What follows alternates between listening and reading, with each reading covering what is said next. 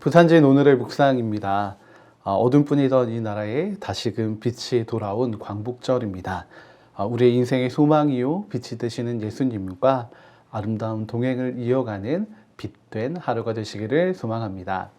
오늘 우리에게 주시는 하나님의 말씀은 레위기 25장 23절부터 38절까지의 말씀입니다.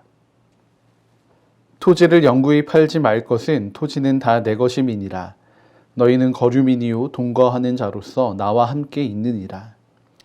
너희 기업의 온 땅에서 그 토지 무르기를 허락할지니 만일 내 형제가 가난하여 그의 기업 중에서 얼마를 팔았으면 그에게 가까운 기업 물을 자가 와서 그의 형제가 판 것을 물을 것이요.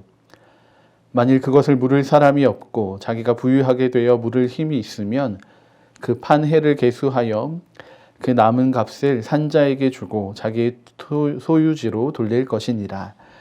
그러나 자기가 물을 힘이 없으면 그 판 것이 희년에 이르기까지 산자의 손에 있다가 희년에 이르러 돌아올지니 그것이 곧 그의 기업으로 돌아갈 것이니라. 성벽 있는 성 내의 가옥을 팔았으면 판지만 1년 안에는 물을 수 있나니 곧 그 기한에 물으려니와 1년 안에 무르지 못하면 그 성 안의 가옥은 산자의 소유로 확정되어 대대로 영구히 그에게 속하고 희년에라도 돌려보내지 아니할 것이니라.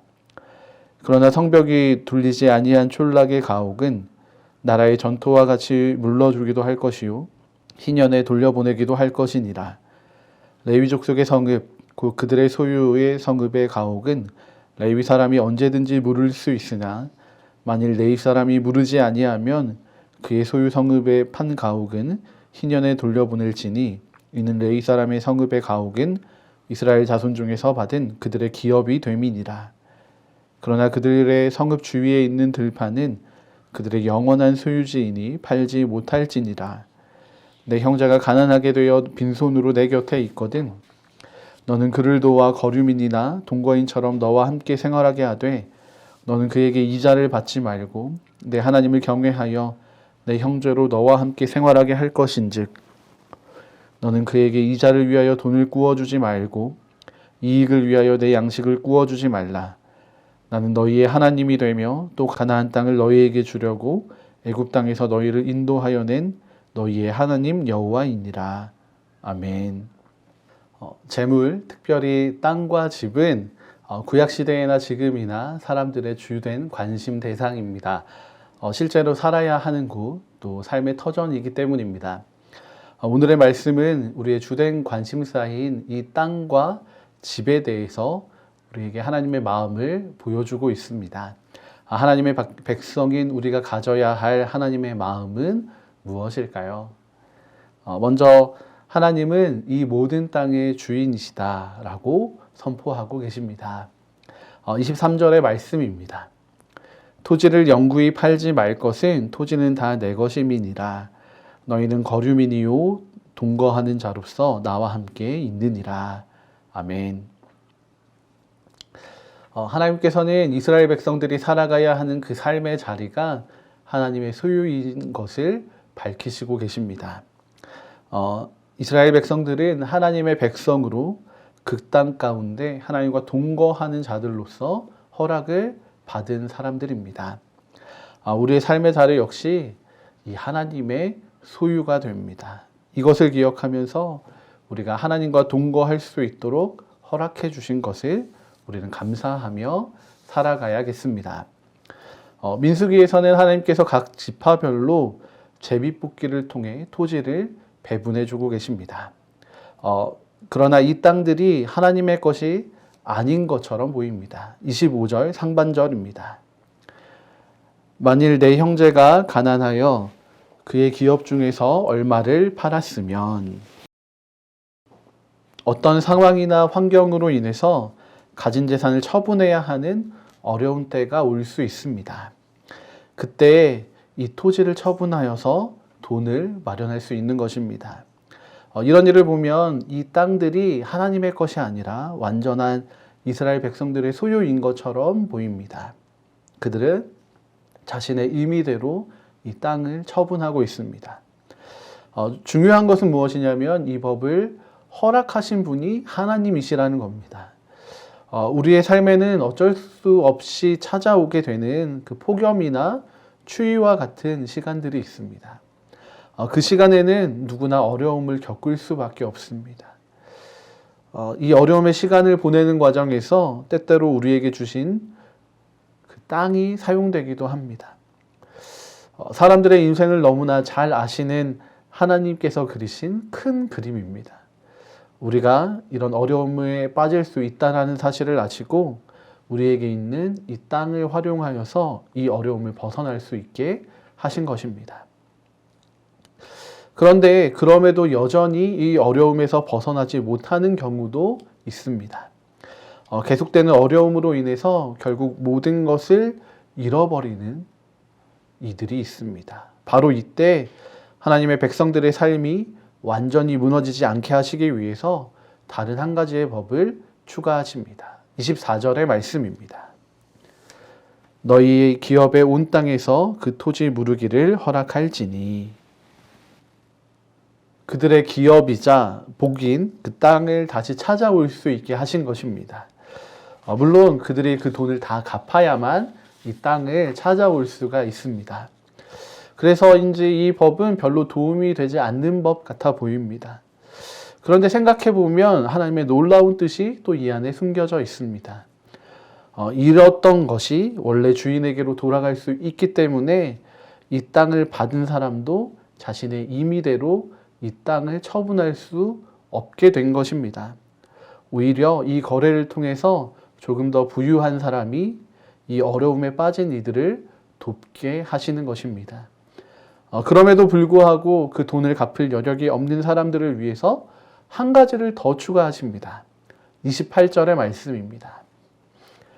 그러나 자기가 물을 힘이 없으면 급한 것이 희년에 이르기까지 산자의 손에 있다가 희년에 이르러 돌아올지니 그것이 곧 그의 기업으로 돌아갈 것이니라.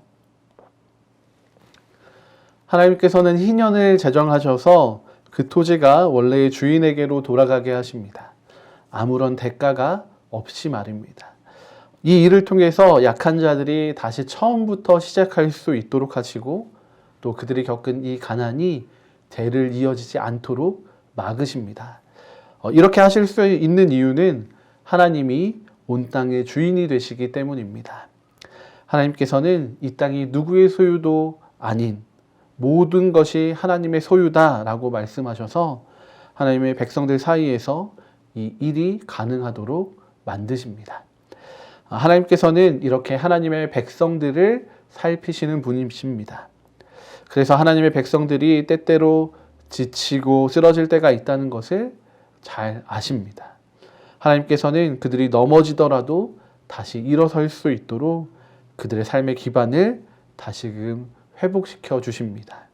하나님은 하나님의 백성들의 회복을 소망하고 계십니다. 이것이 온 땅의 주인 되시는 하나님의 마음입니다. 이어지는 말씀은 더 적극적인 하나님의 마음을 드러냅니다. 35절부터 37절의 말씀입니다. 내 형제가 가난하게 되어 빈손으로 내 곁에 있거든 너는 그를 도와 거류민이나 동거인처럼 너와 함께 생활하게 하되 너는 그에게 이자를 받지 말고 내 하나님을 경외하여 내 형제로 너와 함께 생활하게 할 것인즉 너는 그에게 이자를 위하여 돈을 구워주지 말고 이익을 위하여 내 양식을 구워주지 말라. 이 어려움에 빠진 이 약한 자들이 자립해 나갈 수 있도록 지원하라는 말씀을 하고 계십니다. 은혜의 해가 선포되겠지만 그래서 신년에 모든 것이 회복되겠지만 그 전에 이 기나긴 시간 동안 어려움 가운데 이렇게 내버려지지 않도록 오히려 이 기나긴 어려움의 시간들을 이겨낼 수 있도록 그래서 다시 자립하여서 그들의 소유를 다시 물을 수 있도록 하나님께서는 이들을 향한 지원을 아끼지 말라고 하십니다. 한편으로는 이들에게 지원하는 것처럼 하면서 이들이 처한 상황을 악용하여서 자신의 이익을 취하는 이들도 경계하게 하십니다. 그렇게 하나님은 이 약한 자들을 보호하시기를 원하시고 계십니다. 하나님은 모든 것의 주인이 되십니다. 38절에서는 다시 한번 모든 땅의 주인이 하나님이심을 나타냅니다. 나는 너희의 하나님이 되며 또 가나안 땅을 너희에게 주려고 애굽 땅에서 너희를 인도하여 낸 너희의 하나님 여호와이니라. 주인이신 하나님이 그의 백성들에게 복을 주셔서 그들의 삶을 지탱하십니다. 그리고 이 복으로 가나안 땅을 이스라엘 백성들에게 허락하셨습니다. 그런데 때때로 이 복을 받은 사람들이 넘어질 때가 있습니다. 그러나 하나님은 이 넘어짐을 실패, 패배로 여기지 않으십니다. 오히려 그가 다시 일어설 수 있도록 그들의 삶의 기반을 다시 그들의 것으로 돌려놓으시고 회복시키시는 분이십니다. 오늘 우리의 삶을 돌아보기를 원합니다. 우리의 삶에 하나님의 은혜 아닌 것이 없습니다. 또 하나님의 복이 아닌 것이 없습니다. 그런데도 여전히 내 삶이 불행하게 여겨지고 느껴질 때가 있습니다. 그러나 확실한 것은 하나님께서 내 삶을 불행하게 만드시는 것이 아니라는 것입니다. 하나님께서는 우리가 마주한 이 어려움, 내가 느끼는 이 불행함을 이겨낼 수 있도록 우리의 삶의 모든 기반이 되시며 공급자가 되어주십니다. 모든 땅, 우리의 기반이 되시는 하나님과 아름다운 동행을 하며 우리 삶의 여러 부분들을 회복해 나가는 아름다운 하루가 되시기를 소망합니다. 함께 기도하시겠습니다. 온 땅의 주인이 되시는 하나님, 하나님의 축복과 은혜가 삶이 무너져가는 이들에게 큰 위로와 힘이 된 것을 기억합니다. 오늘 우리의 삶에도 하나님의 돌보심, 또 하나님의 축복하심이 가득하여 우리 삶의 기반들이 회복되고 어려움에서 일어서는 하루가 되기를 원합니다. 또한 우리 주변에 어려움에 있는 이웃들을 돌아보고 또 위로하고 도울 수 있는 믿음 주셔서 하나님의 백성으로 우리 삶의 현장을 정말 아름다운 하나님의 나라로 변화시키는 삶을 살게 하옵소서. 오늘도 주님과의 동행을 소망합니다. 주님, 우리와 함께하여 주시옵소서. 감사드리며 귀하신 주 예수 그리스도의 이름으로 기도드립니다. 아멘.